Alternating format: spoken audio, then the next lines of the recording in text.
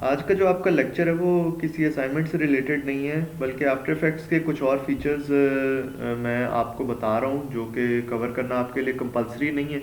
लेकिन आपको ये हेल्पफुल हो सकते हैं, स्पेशली अगर आपने कोई मैनुअल फुटेज जो है वो आफ्टर इफेक्ट्स में यूज़ करनी हो, तो उसके लिए कुछ टूल्स हैं जो मैं आपको बताऊंगा। उसमें एक तो ये कि जो फुटेज आप कैप्चर करते हैं, मतलब ये कि जैसे आपकी फ्लिप बुक है, फ्लिप बुक को आपने जो है वो स्कैन करके या कैमरे के नीचे रख के जो है वो उसको डिजिटाइज किया है। और वो जो फुटेज है उसको अगर आप इम्प्रूव करना चाह रहे हैं, उसको प्रोसेस करना चाह रहे हैं, या ये कि उसको आप जो है वो उसमें से कोई पार्ट्स रिमूव करके और उसको डिजिटली यूज़ करने के काबिल बनाना चाह रहे हैं, तो उसके लिए कुछ टूल्स हैं जो कि आपके लिए हेल्पफुल हो सकते हैं। वो मैं आपको बता देता हूँ। उसमें पहली चीज़ तो ये है कि आप की फुटेज जो है वो थोड़ी सी उसमें मतलब जब आप उसे फोटोग्राफ कर रहे होते हैं तो उसमें थोड़ा कैमरा हिल रहा होता है, थोड़ा आपका जो रेफरेंस है, जो फ्लिप बुक वगैरह है, वो हो सकता है थोड़ी हिल गई हो। तो उसमें जो जर्क आता है उसको कैसे आप स्टेबलाइज कर सकते हैं, तो उसके लिए हम स्टेबलाइज मोशन कवर करेंगे। स्पेसिफिकली जो ये लेक्चर है वो स्टेबलाइज मोशन पे है। उसके बाद में जो नेक्स्ट लेक्चर होगा उसमें हम थोड़ा सा क्रोमा की कवर करेंगे कि हम जो है वो इस इमेज के जो बैकग्राउंड है उसको कैसे रिमूव कर सकते हैं, कि इस इमेज को हम एक ट्रांसपेरेंट लेयर बना दें कि जिसको हम किसी भी बैकग्राउंड के ऊपर यूज़ कर सकें। और तीसरी चीज़ जो है वो हम मास्क्स करेंगे। मास्क्स में ये होता है कि ये जो साइड पे जो एक्स्ट्रा चीज़ें हैं वो हम कैसे रिमूव करें। इस फुटेज को बनाते हुए मैंने खुद थोड़ी कोशिश की थी कि उसमें जो है वो थोड़ी इनकन्सिस्टेंसी आए, उसमें जो है वो कैमरा भी हिल रहा हो और काफ़ी ज़्यादा जो है वो पुअर क्वालिटी फुटेज आए, मतलब वो ज़्यादा स्टेबल ना हो। तो जब बाद में इसको मुझे आफ्टर इफेक्ट्स में जो है वो स्टेबलाइज करना पड़ा, तो मुझे पता चला कि उसकी वजह से जितनी आपने फुटेज अनस्टेबल ली हो, स्टेबलाइज करना उसको उतना मुश्किल होता है। तो आई वुड सजेस्ट कि जब आप फुटेज कैप्चर कर रहे हो तो उसमें कोशिश करें कि एक तो ये कि ये एक्स्ट्रा चीज़ें भी कम से कम हो, और दूसरा ये कि फुटेज आपकी जितनी स्टेबल हो सके ताकि जो उसकी फाइनल फिनिशिंग है वो आप आफ्टर इफेक्ट्स में करें। तो स्टेबलाइजेशन का जो बेसिक आइडिया होता है वो ये होता है कि आफ्टर इफेक्ट्स जो है वो कुछ पॉइंट्स जो है वो उनको नोट कर लेता है, और फिर नेक्स्ट फ्रेम के अंदर वो देखता है कि वो पॉइंट जो है वो कहाँ आ रहा है। बेसिकली आप स्टेबलाइजेशन में करते ये हैं कि एक विंडो होती है, उस विंडो के अंदर जो शेप आ रही होती है, आफ्टर इफेक्ट्स ये देखता है कि नेक्स्ट फ्रेम के अंदर वो शेप कहाँ पे आ रही है, और उसके हिसाब से वो की फ्रेम्स बनाता जाता है। जैसे आप ये देख रहे हैं यहाँ पे, जहाँ जहाँ वो शेप आ रही है वो उसका जो है वो एक की फ्रेम बनाता गया है, और उस मोशन को उसने जो है वो रिकॉर्ड कर लिया है। जब आप किसी फुटेज को स्टेबलाइज कर रहे होते हैं तो उसके लिए आपको सिर्फ एक ट्रैक पॉइंट काफ़ी नहीं होता। एक ट्रैक पॉइंट से वो एक पॉइंट का मोशन कैप्चर कर लेता है, लेकिन ये कि उसको उसका एंगल, मतलब उसकी रोटेशन और उसका स्केल फिगर आउट करने के लिए दो ट्रैक पॉइंट्स चाहिए होते हैं। तो बेसिकली जब आप फुटेज को एनालाइज करते हैं ट्रैकर के थ्रू, तो वो कोशिश ये करता है कि नेक्स्ट फ्रेम के अंदर ये पॉइंट उसको ढूंढे। उस पॉइंट को ढूंढने के लिए जो एरिया आफ्टर इफेक्ट्स सर्च कर रहा होता है वो इस विंडो के ज़रिए आता है। तो अभी जब मैं ट्रैकर अप्लाई करके आपको दिखाऊंगा तो उसमें आप देखेंगे कि किस तरह आप ट्रैकर अप्लाई करते हैं। ये फुटेज जो मैं अभी आपको दिखा रहा हूँ ये मैंने पहले रिकॉर्ड की हुई थी, क्योंकि ट्रैकिंग का प्रोसेस जो होता है वो स्लो होता है, और जैसे मैंने बताया कि आपकी फुटेज में अगर ज़्यादा जर्क हो तो आफ्टर इफेक्ट्स को उसको सर्च करने में और फिक्स करने में थोड़ी मुश्किल होती है। तो जितना ये पॉइंट जो है ट्रैकिंग पॉइंट, जितना ये विंडो बड़ी होगी, और फिर उस के साथ साथ जितनी ये सर्च विंडो जो है वो बड़ी होगी, उतना ही आफ्टर इफेक्ट्स जो है वो ट्रैकिंग में टाइम लगाएगा। और आपको कोशिश करनी चाहिए कि आपका जो जर्क आ रहा है वो इस हिसाब से हो कि एक फ्रेम से नेक्स्ट फ्रेम में जो एक पॉइंट है जिसको आप ट्रैक कर रहे हैं, उसमें जितना डिफरेंस आ रहा है वो इस विंडो के विद इन आए। वरना ये कि अगर इस विंडो से बाहर चला गया तो वो ट्रैकर लॉस्ट हो जाएगा, उसे कुछ इमेज के अंदर जो है वो सेंस नहीं बनेगी, और वो एक तरह से रैंडम चीज़ें पिक करके उनको जो है वो सर्च करना शुरू हो जाएगा। तो ये भी होता है कि आपको कई दफ़ा अपने ट्रैकर को हेल्प भी करनी होती है कि अगर वो कहीं लॉस्ट हो जाए तो आप जो है वो ट्रैकिंग रोक के, ये जो है वो बॉक्स का बटन बना हुआ है, और फिर अपने ट्रैकर को मैनुअली जो है वो उसकी जगह पे दोबारा लेके आते हैं ताकि वो आगे सर्च कर सकें। तो ये तो मैंने आपको ट्रैकिंग के दरमियान की चीज़ें कुछ पहले बता दी। जो ट्रैकिंग का बेसिक प्रोसेस है वो भी देख लेते हैं। ये फाइनल फुटेज जो है ये सारा कुछ करने के बाद हुई है। अभी चूँकि मैं बेसिक ट्रैकिंग कर रहा हूँ तो मैं इसको सेव करके और नई फाइल बनाऊँगा। तो इस प्रोजेक्ट को क्लोज़ कर देते हैं। नया प्रोजेक्ट बनाते हुए सबसे पहली चीज़ ये है कि जो आपकी फुटेज है उसमें कई दफ़ा तस्वीरें खींचते हुए आप कुछ इमेजेस जो है वो एक दफ़ा ब्लर आ गया तो उसको दोबारा खींचा। तो उसमें ये चीज़ आपने जहन में रखनी है कि आफ्टर इफेक्ट्स में इंपोर्ट करने से पहले आपको एक चीज़ करनी पड़ेगी कि जो आपने इमेजेस चूज़ किए हैं, मतलब ये कि जो सीक्वेंस फाइनली आपको डिसाइड हुआ, फॉर एग्जांपल चौथा इमेज था, वो आपको जो है वो उसको दोबारा वो करना पड़ा। सॉरी, चौथे इमेज में अगर दो इमेजेस आपने फोटोग्राफ किए हुए थे और एक को आपने डिलीट किया तो वो फिर सीक्वेंस में एक नंबर मिसिंग हो जाएगा, हो सकता है पांचवा नंबर मिसिंग हो। तो आफ्टर इफेक्ट्स अगर आपके सीक्वेंस में कोई भी नंबर मिसिंग हो तो वो उसको खाली फ्रेम छोड़ देता है। तो इसलिए आपका जो सीक्वेंस है उसका अल्फ़ाबेटिक ऑर्डर कंप्लीट होना चाहिए, उसमें कोई इमेज मिसिंग नहीं होना चाहिए। उसके लिए आप ये कर सकते हैं कि आपने सारे जो इमेजेस थे उनको सिलेक्ट किया, पहले इमेज पे जाके, ये ज़रूरी है कि पहले इमेज पे जाके राइट क्लिक किया, और जब आप इसको रीनेम करेंगे तो आप जो भी नेम रखते हैं वो जो है वो बाकी सब पे अप्लाई हो जाता है। अभी मैं इसको रीनेम कर तो रहा हूँ, लेकिन ये कि इसकी वजह से आफ्टर इफेक्ट्स के अंदर जो है वो फुटेज जो मेरे पहले प्रोजेक्ट थे उसकी फुटेज में इशू होगा। तो बेसिकली यहाँ पे अगर आप इसको रीनेम कर दें तो उससे अगले सारे इमेजेस जो है वो 1 2 3 4 5 6 वो ऑर्डर में आ जाते हैं। एक दफ़ा ये चीज़ हो जाए उसके बाद आप जो है वो पहले इमेज को क्लिक करेंगे तो नीचे लिखा हुआ आएगा इंपोर्ट, जो है वो जो भी है जेपेग या पीएनजी सीक्वेंस, जो भी आपका इमेज का फॉर्मेट है उसके हिसाब से। अभी जो है वो जेपेग है तो इंपोर्ट जेपेग सीक्वेंस, इसको इंपोर्ट कर लिया। उसके बाद आप न्यू कंपोजिशन बनाएं। न्यू कंपोजिशन जो है वो आपकी उसका वही डायमेंशंस होंगी 1920 बाई 1080 जो कि 1080p की डायमेंशंस होती हैं। इसको ओके कर दिया। अच्छा, इसके बाद इस फुटेज को जब आप लेके आएंगे अपने कंपोजिशन में, तो चूंकि ये कैमरा से फुटेज निकाली हुई है और कैमराज आमतौर पे जो है वो उनके रेजोल्यूशन काफ़ी ज़्यादा होती है फुटेज की, तो इसको अप्रॉक्सीमेटली जिस साइज़ पे आपने करना है अपने फ्रेम में, उसको आप जो है वो एडजस्ट कर लें।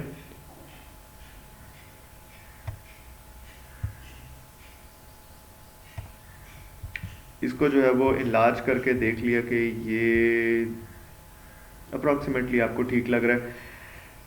अब इस वक्त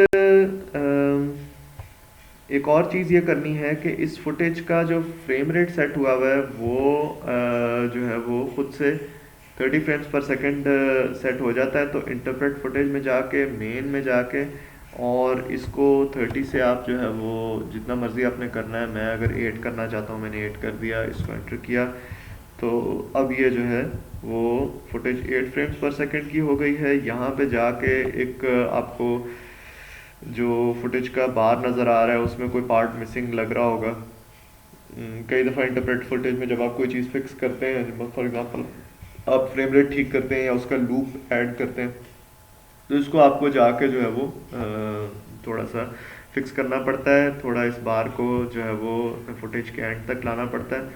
अच्छा, उसके बाद आप अपनी कंपोजिशन के एंड पे जाके और कंपोजिशन को भी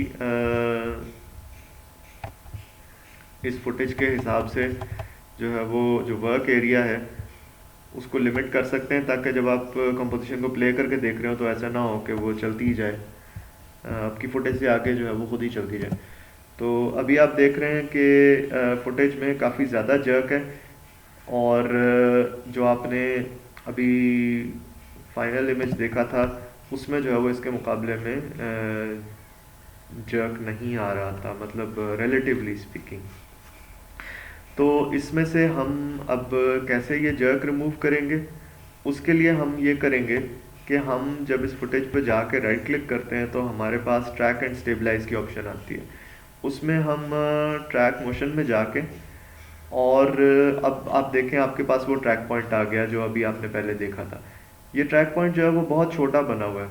अगर आपकी फुटेज जो है वो वीडियो फुटेज हो 30 फ्रेम्स पर सेकंड हो, तो इस ट्रैक पॉइंट के अंदर कोई भी एक पॉइंट आप जो है वो लोकेट कर देते हैं। नेक्स्ट फ्रेम के अंदर जो वो सर्च करता है वो विंडो इतनी बड़ी होती है। तो अगर आपका ट्रैकर इतना सा हो तो फिर तो ट्रैकिंग में टाइम नहीं लगता। लेकिन चूंकि मैंने बताया कि मेरी जो फुटेज थी वो काफ़ी ज़्यादा, मैंने उसको डिलिबरेटली थोड़ा जो है वो डिस्टेबल किया था, जो कि मेरे ख्याल में नहीं करना चाहिए, क्योंकि उसकी वजह से आपकी ट्रैकिंग का प्रोसेस बहुत लंबा हो जाता है। तो मैंने इसको कहा कि आपने ये जो शेप इसके अंदर बन रही है इसको लोकेट करना है, और जो एरिया है जिसके अंदर आपने ये लोकेट करना है वो ये है। अब अभी आप देख रहे हैं एक ट्रैक पॉइंट बन रहा है जबकि पहले दो थे।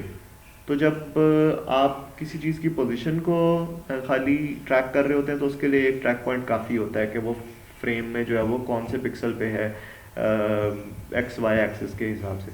लेकिन ये कि जब आपने किसी चीज़ की रोटेशन को भी फिक्स करना हो, उसके स्केल को भी फिक्स करना हो, तो उसके लिए आपको जो है वो दो ट्रैक पॉइंट्स चाहिए होते हैं। जैसे ही मैंने इन दोनों चीज़ों को क्लिक किया मेरे पास दो ट्रैक पॉइंट्स आ गए।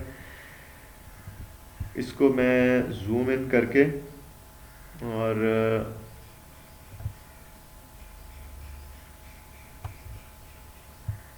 ट्रैक पॉइंट 1 को मैं अब जो है वो एक कॉर्नर पे ले जाऊंगा,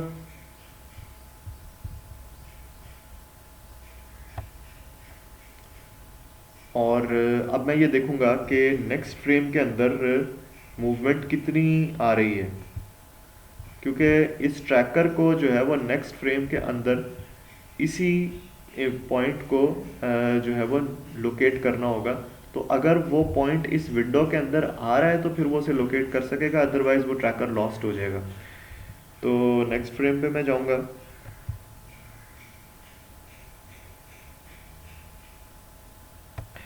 अच्छा, एक चीज़ ये है कि कंपोजिशन की जो फ्रेम रेट है वो 30 फ्रेम्स पर सेकंड हुआ हुआ है, तो मुझे कंपोजिशन सेटिंग्स में जाके कंपोजिशन का फ्रेम रेट वो 60 फ्रेम्स इसको भी 8 पे करना है, ताकि हम जो है वो इजीली इसमें नेविगेट कर सकें। और बाद में ट्रैकिंग में थोड़े इश्यूज आते हैं, उनको रिजॉल्व करने के लिए जो आपका कंपोजिशन का फ्रेम रेट है उसको आप वही रखें जो आपके इमेज का फ्रेम रेट।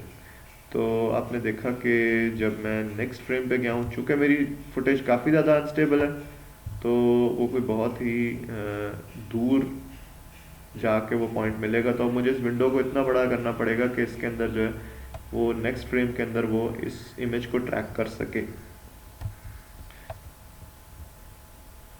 तो ये थोड़ा नुकसान होता है बहुत ज़्यादा रफ फुटेज रखने का, कि आपकी जो ट्रैकिंग की प्रिसिजन होती है उसको मेंटेन रखने के लिए आपको बहुत ज़्यादा टाइम लगता है, क्योंकि ट्रैक ये विंडोज़ जितनी बड़ी होंगी उस हिसाब से आपका ट्रैकर जो है वो टाइम लगाएगा, रेंडर होने में टाइम लगाएगा। तो एक ट्रैक पॉइंट जो है वो लोकेट हो गया, उसके बाद हम दूसरे पे चले जाते हैं। इसी तरह हमने दूसरे ट्रैकर को भी जो है वो पहले ट्रैकर का इमेज चूज़ करना है कि वो क्या चूज़ करेगा। जो इमेज आप चूज़ कर रहे होते हैं वो कोई ऐसी चीज़ हो जो कि सारे इमेजेस में कॉमन हो। जैसे अगर मैं ये कॉर्नर देख रहा हूँ तो कॉर्नर तो सारे इमेजेस में आएगा, तो दूसरी चीज़ ये है कि कॉर्नर हाई कंट्रास्ट है, एक तरफ ब्लैक है एक तरफ वाइट है, एक जो है वो स्क्वायर बन रहा है, इसके अराउंड एक जो है वो नेगेटिव शेप बन रही है ब्लैक में।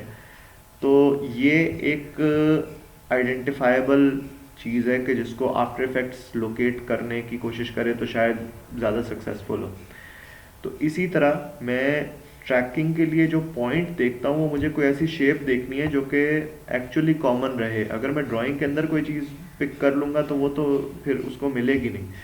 तो बेसिकली जो ट्रैक पॉइंट है उसके लिए वो पॉइंट क्वालिफाई करता है, जो कि एक तो ये कि आप उसे स्टेबल रखना चाह रहे हो, और दूसरा ये कि वो पॉइंट जो है वो हर इमेज में मौजूद हो। ट्रैकर जो है वो विजुअली आइडेंटिफाई करता है, वो आपके जो लाइट्स एंड डार्क्स होते हैं, जो कलर्स होते हैं, उसके हिसाब से इमेज को आइडेंटिफाई कर रहा होता है। तो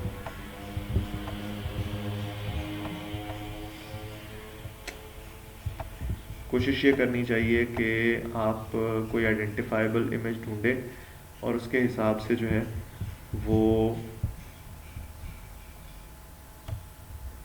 आफ्टर इफेक्ट्स उसको सर्च करने लगेगा। अब यहाँ पे मैंने ये कॉर्नर लोकेट किया।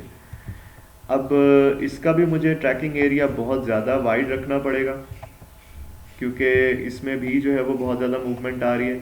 और जो विंडो है जिसके अंदर ये इमेज है, अब आफ्टर इफेक्ट्स करेगा ये कि वो नेक्स्ट फ्रेम के अंदर इस स्पेसिफिक जो इमेज पिक्चर आ रही है इसको ढूंढने की कोशिश करेगा। तो आपने कोशिश ये करनी है कि कोई ऐसा पॉइंट हो जो कि थोड़ा रिकग्नाइजेबल हो आफ्टर इफेक्ट्स के लिए, जिससे मिलते जुलते पॉइंट्स ना हो, क्योंकि अदरवाइज ट्रैकर उसको लोकेट करके और उसके पीछे जो है वो चलना शुरू कर देगा। तो ये थोड़ी मतलब कंप्यूटर अपनी तरफ से अपनी आर्टिफिशियल इंटेलिजेंस यूज़ कर रहा होता है, लेकिन आप उसको जितना हेल्प कर सकें आपने करना होता है, क्योंकि अदरवाइज़ वो जो है वो अपना काम ठीक तरह नहीं कर पाता। तो छोटी विंडो जो है उसमें आपने इमेज उसको दिया, और बड़ी विंडो जो है वो उसका सर्चिंग एरिया है कि जिसके अंदर वो नेक्स्ट फ्रेम में उस इमेज को सर्च करेगा। तो चूंकि ये दोनों इमेजेस काफ़ी बड़े हैं, तो ये चीज़ अभी तो नहीं कंप्लीट हो पाएगी। मतलब ये ट्रैक मैं दिखा देता हूँ कि कैसे होता है। होता ये है कि आपके पास यहाँ पे कुछ ऑप्शंस हैं। यहाँ पे जो ट्रैकर आया हुआ है यहाँ पे लिखा हुआ है ट्रांसफॉर्म। आपने ट्रांसफॉर्म नहीं करना, आपने स्टेबलाइज करना है। तो बेसिकली ये है current track tracker 1 motion target. जो लेयर है जहाँ से आप इसका मोशन डिटेक्ट कर रहे हैं वहीं पे ये अप्लाई हो रहा है।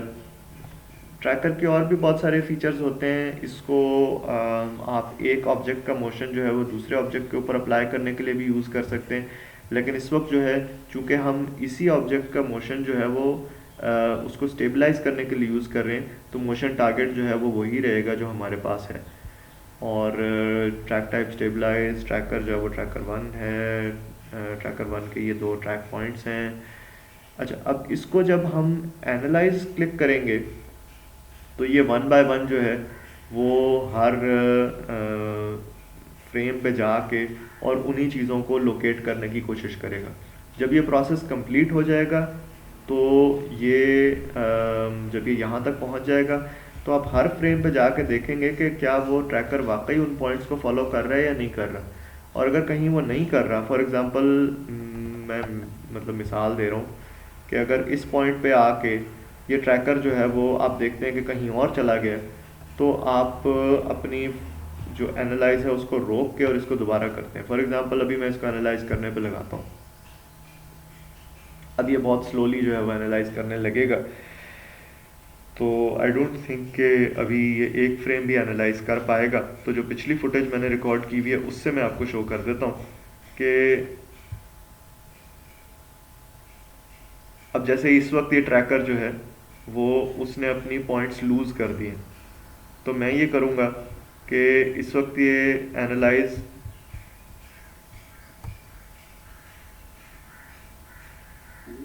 कर रहा है। आपने देखा मैंने जाके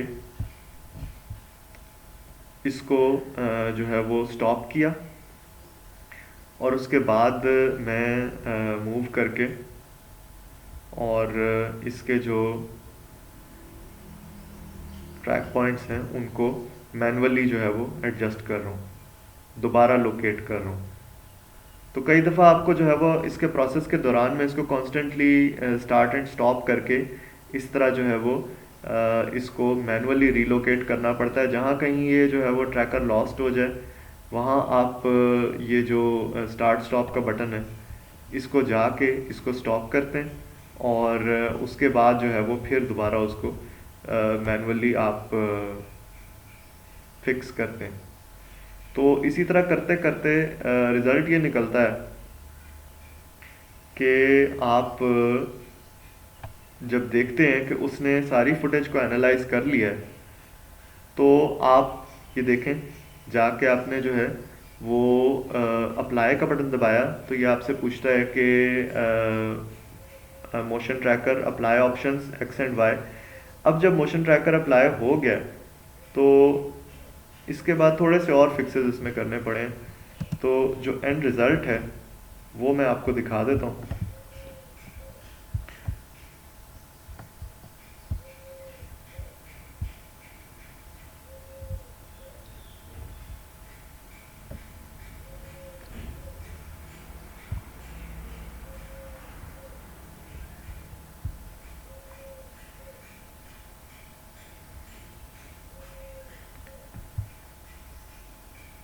कि इस फुटेज पे अब जो है वो ये मोशन ट्रैकर अप्लाई हुआ हुआ है।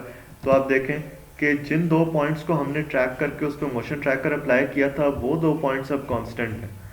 तो उसकी वजह से बेसिकली आपकी फुटेज में जो बहुत ज़्यादा एक क्या नाम है रैंडम मूवमेंट आ रही थी या रैंडम रोटेशन आ रही थी उसको उसने काफ़ी हद तक जो है वो कंट्रोल कर लिया है। चूँकि मैं फुटेज लेते हुए थोड़ा सा कैमरा का एंगल भी बीच बीच में चेंज हो रहा था, इसलिए उसके मुकाबले में ऊपर के पॉइंट्स जो हैं वो फिर भी हिल रहे हैं। उसको भी रोकने का तरीका है, इसी तरह आप 3D ट्रैक भी कर सकते हैं जिसमें जो है ये जो वॉप आ रहा है इसको भी कंट्रोल किया जा सकता है। लेकिन ये कि बेसिक जो प्रिंसिपल है वो यही है कि ये ट्रैक पॉइंट्स के हिसाब से किसी ऑब्जेक्ट की रोटेशन या पोजीशन या उसके स्केल को आइडेंटिफाई करता है और उसके हिसाब से फिर आप उस ट्रैकर को अप्लाई करते हैं और एक दफ़ा वो अप्लाई हो जाता है तो आप देखते हैं कि जब आप उस ऑब्जेक्ट की ट्रांसफॉर्म में जाते हैं तो आपको नज़र आता है कि उसके एंकर पॉइंट के ऊपर उसके स्केल के ऊपर जो है वो की फ्रेम्स लगे हुए हैं और उसकी वजह से उसकी मूवमेंट जो है वो स्टेबलाइज हुई हुई है।